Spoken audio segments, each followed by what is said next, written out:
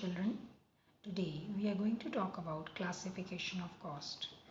Now, when we talk about classification of cost, classification is done on different bases. Let us talk about them in detail. The first basis is on the basis of nature.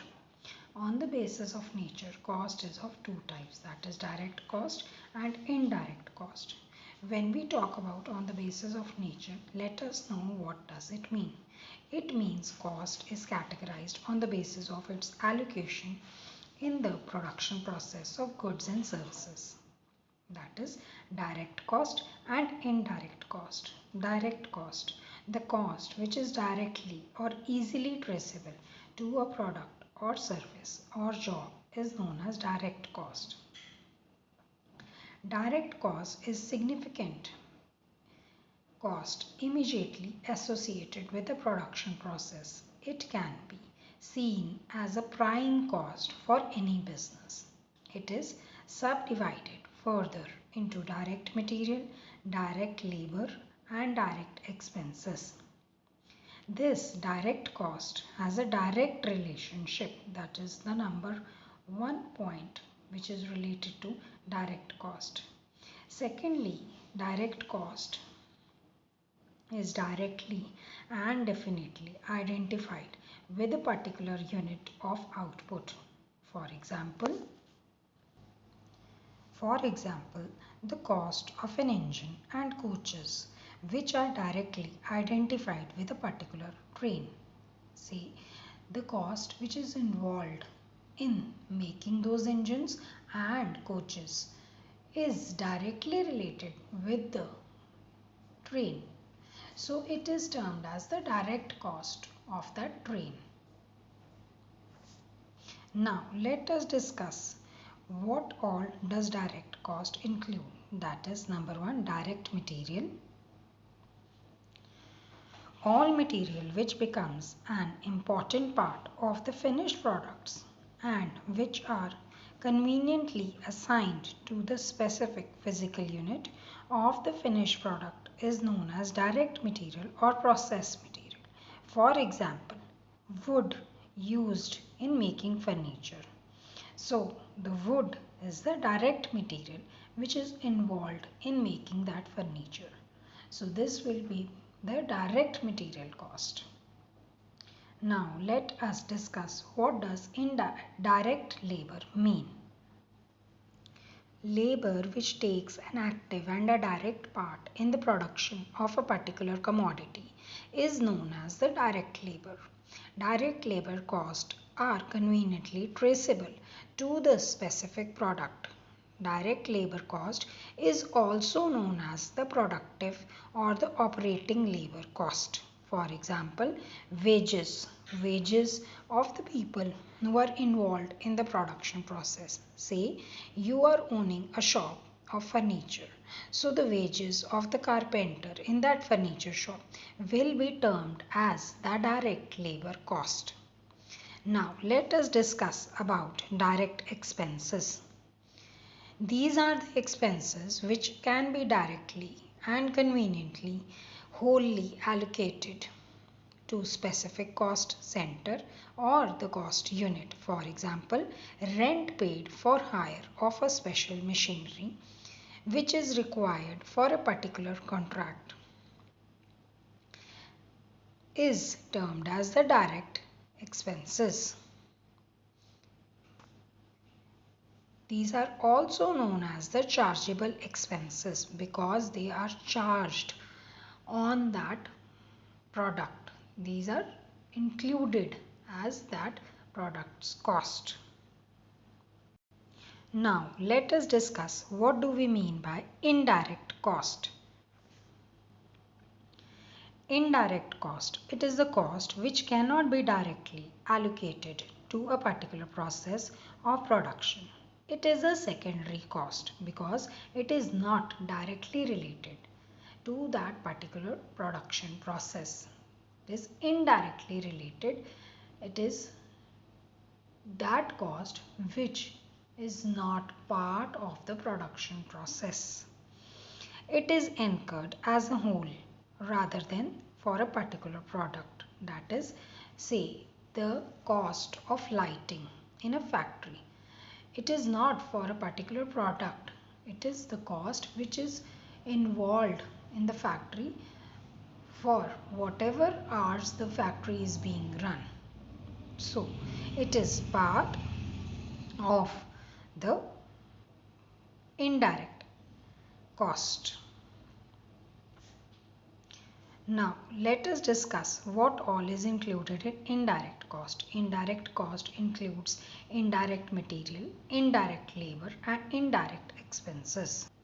Indirect material, all material which is used for the auxiliary purpose or the secondary purpose which cannot be conveniently assigned to specific physical unit is known as the indirect material.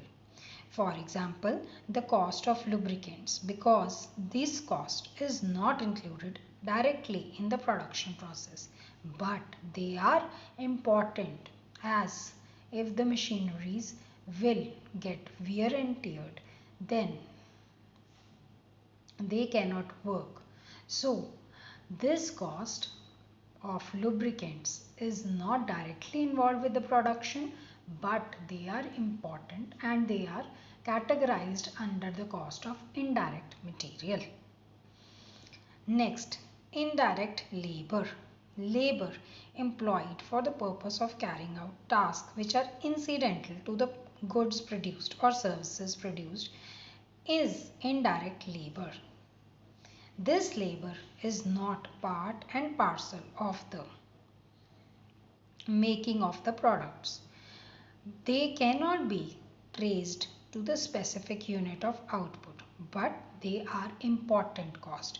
For example, the salaries or wages of the storekeepers or the timekeepers, watchmen, salesmen, they are part of the indirect labor cost because these people are not directly involved with the production process, but without them a factory cannot operate.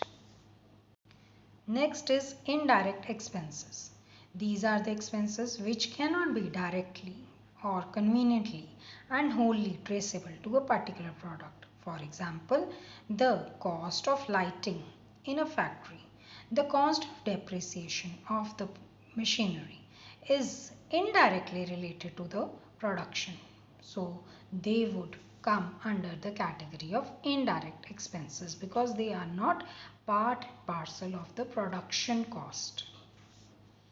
So this was about direct cost and indirect cost and their subtypes. Now let us discuss the classification of cost on the basis of behavior. The cost involved in any business process can be differentiated on the grounds of its volatility concerning the fluctuations in business activity in the short term. These costs are known as the cost on the basis of behavior. They are further categorized under three categories, that is fixed cost, variable cost and semi-variable cost. Let us discuss about each one of them in detail. Fixed cost. As the word suggests, fixed. Fixed means which remains constant. So these costs remain constant within a given period of time and range of activities in spite of the fluctuations in the output.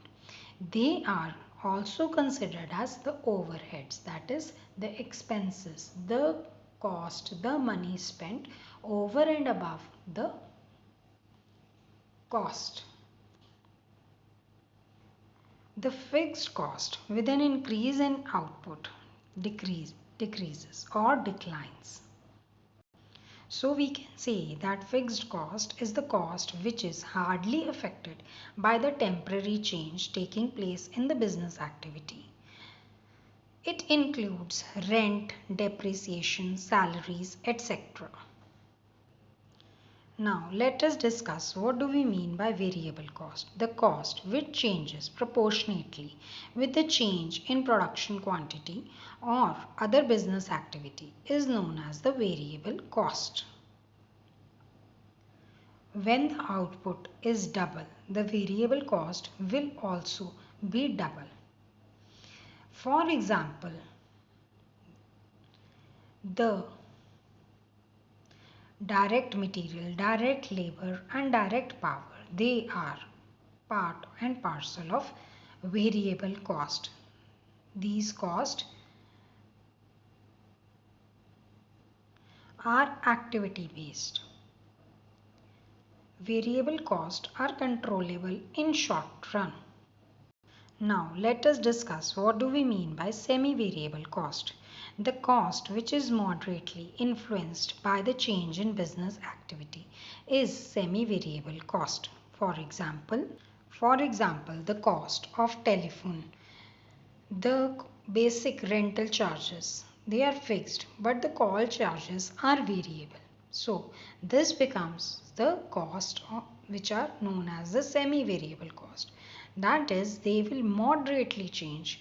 They will not completely change with the change in the business activity. There are some other costs also involved in business. Let us discuss about each one of them.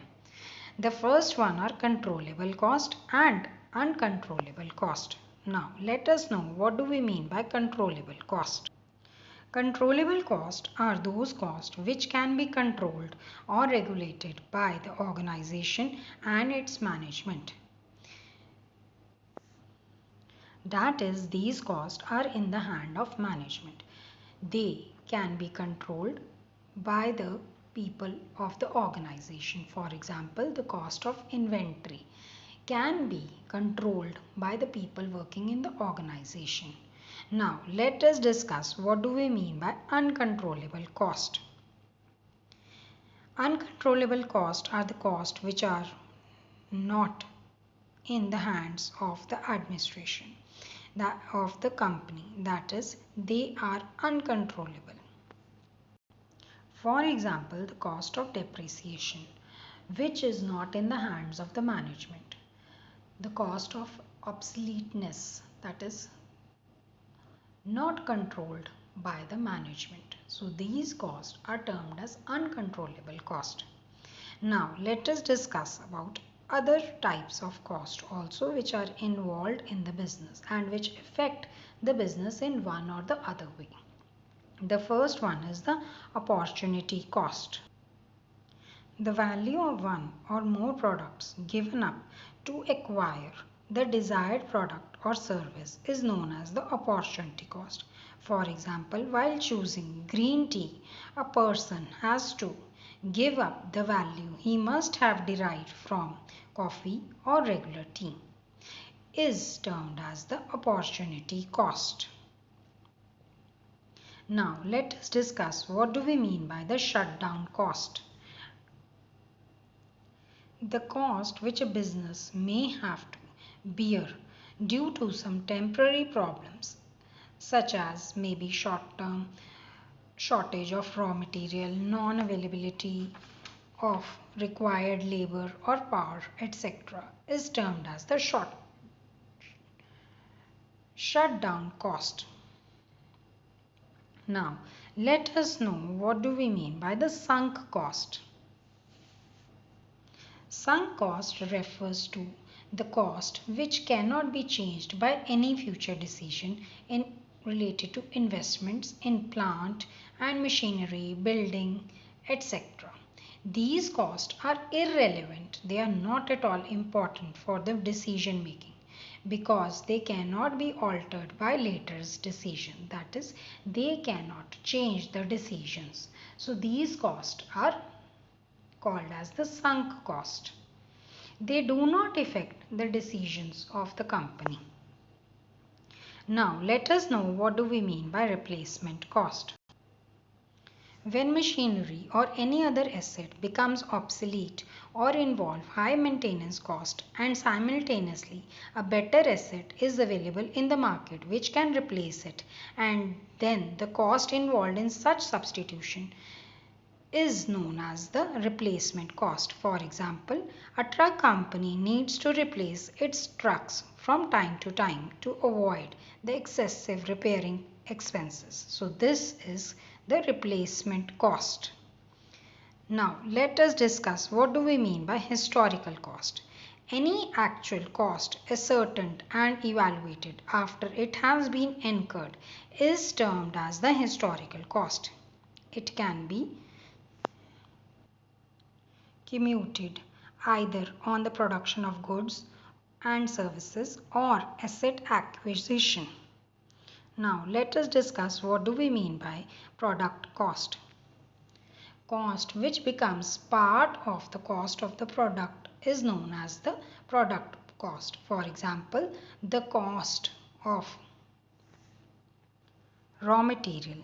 The cost of raw material is part and parcel of the product. So it becomes part of the product cost. Another example is the direct wages of the people who are involved in the production process becomes part of the product. So they become product cost. They become the part of the product cost. Now let us discuss what do we mean by the period cost. Cost which is associated with the product for a particular period. These are known as the period cost. They may be fixed or they may be variable. For example, the salesman's salary. It can be fixed or it can be variable.